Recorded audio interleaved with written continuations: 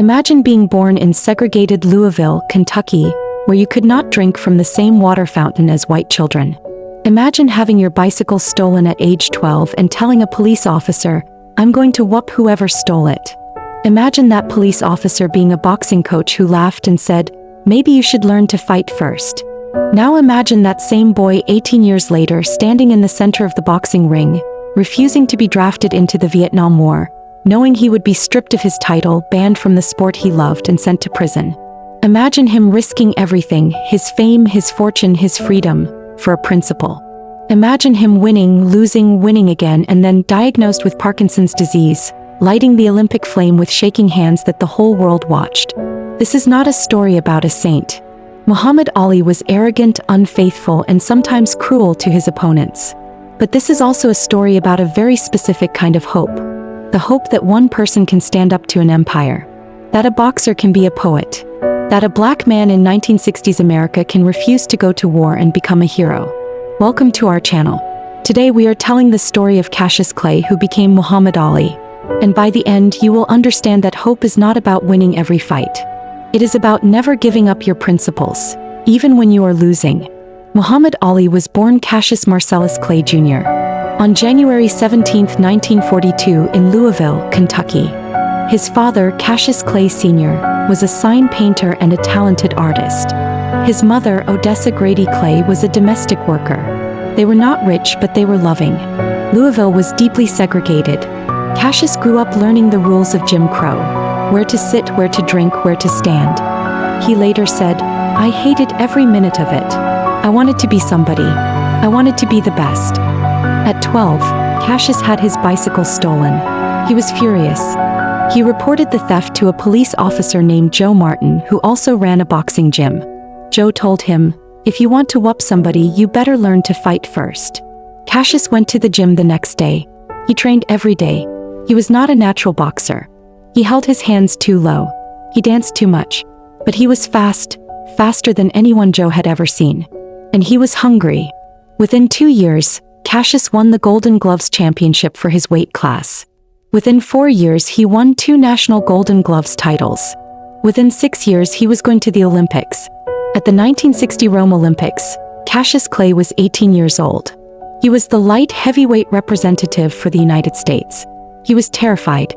He prayed before every fight. He later admitted, "I was so scared I could barely breathe."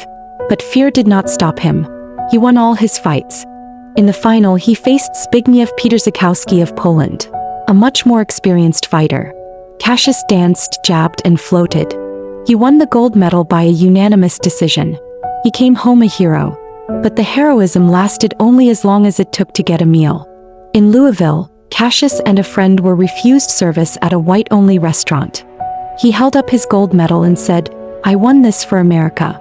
And you won't give me a hamburger?" He left. He later claimed he threw the gold medal into the Ohio River in disgust. Years later, he admitted he lost it, but the point was the same.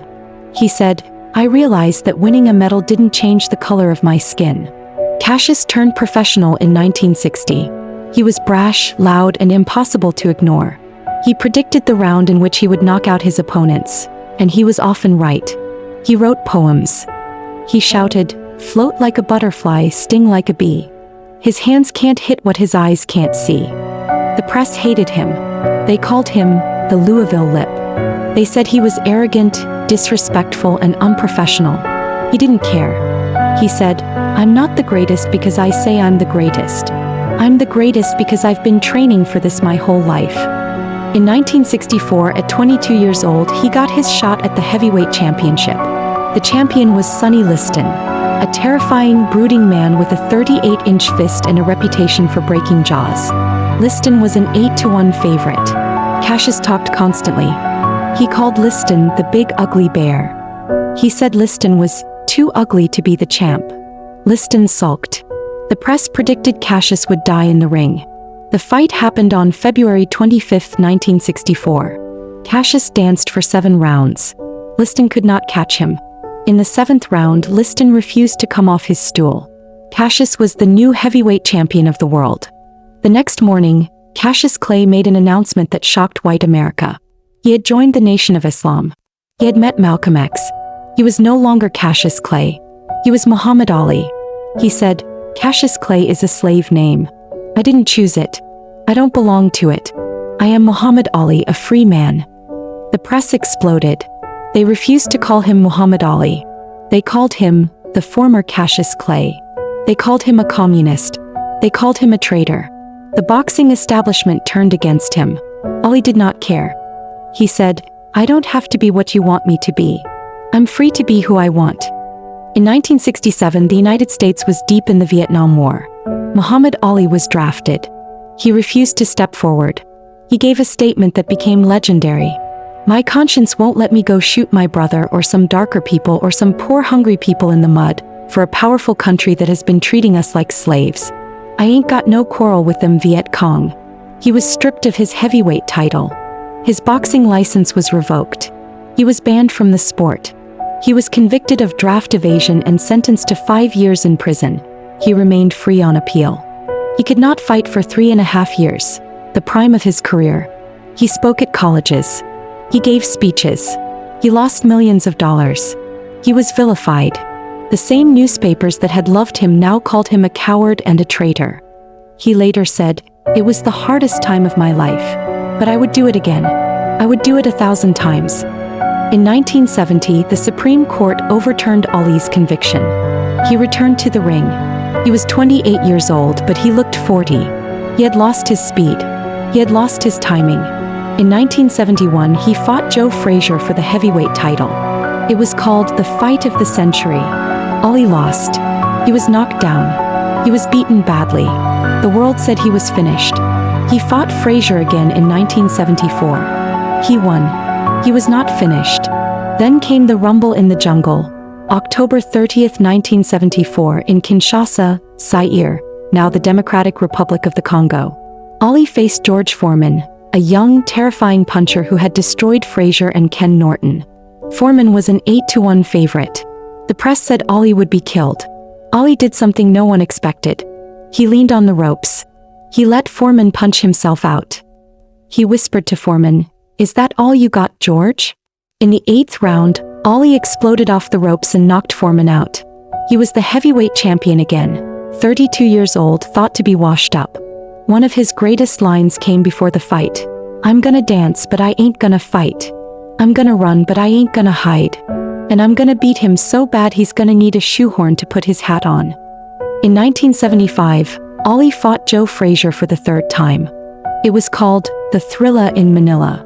It was the most brutal fight in boxing history. The temperature in the arena was over 100 degrees. Both men were exhausted, swollen, barely conscious. After 14 rounds, Frazier's trainer stopped the fight. Ali stood in the middle of the ring, ready to collapse. He later said, "That was the closest I've ever come to death."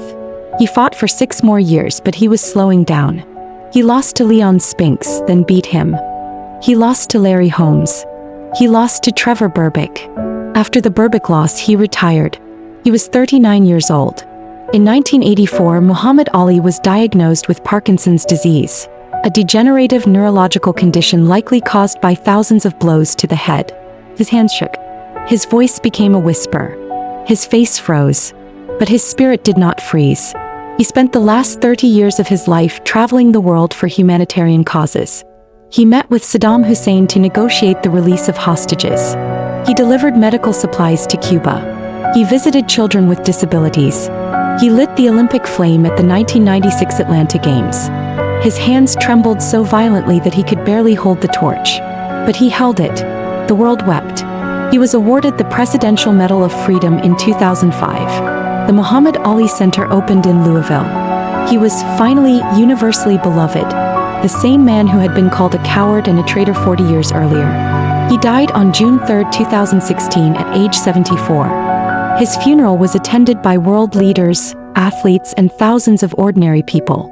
He was buried in his hometown of Louisville, the same town that had once refused to serve him a hamburger. Muhammad Ali once said, "I am the greatest. I said that even before I knew I was." That is not arrogance. That is hope. He spoke his future into existence. He called himself the greatest when he was nobody, and then he became it. To our audience in the USA, the UK, and Canada, You are watching this video in a world that tells you to be quiet, to fit in, to not make waves. Ali never listened. He was loud when they wanted him silent. He was proud when they wanted him ashamed. He was a black Muslim in an America that burned crosses. He refused to fight in a war he hated. He gave up millions of dollars and 3 years of his prime. And then he came back. And won. And won again. And when his body failed, he used his voice. And when his voice failed, he used his presence. The hope in his story is not about boxing. The hope is about conviction. The courage to stand alone. The willingness to be hated for what you believe. The knowledge that history judges not the bullies but the ones who refuse to bow. If you are afraid to speak up. If you are afraid to be different. If you are afraid to lose everything. Remember the boy who lost his bicycle. Remember the Olympian who was refused a hamburger. Remember the champion who threw his gold medal into the river. Remember the old man with shaking hands who lit the flame. He was not the greatest because he won every fight. He was the greatest because he never lost his soul. If Muhammad Ali's story has ever made you believe that one person can make a difference, hit that like button for every voice that refused to be silenced. Subscribe for more stories of courage and conviction. And in the comments below, what is one principle you would be willing to lose everything for? Thank you for watching. Float like a butterfly, sting like a bee, fade to black, the sound of a bell, the roar of a crowd, a whisper, I am the greatest. Impossible is just a big word thrown around by small men who find it easier to live in the world they've been given than to explore the power they have to change it. Muhammad Ali.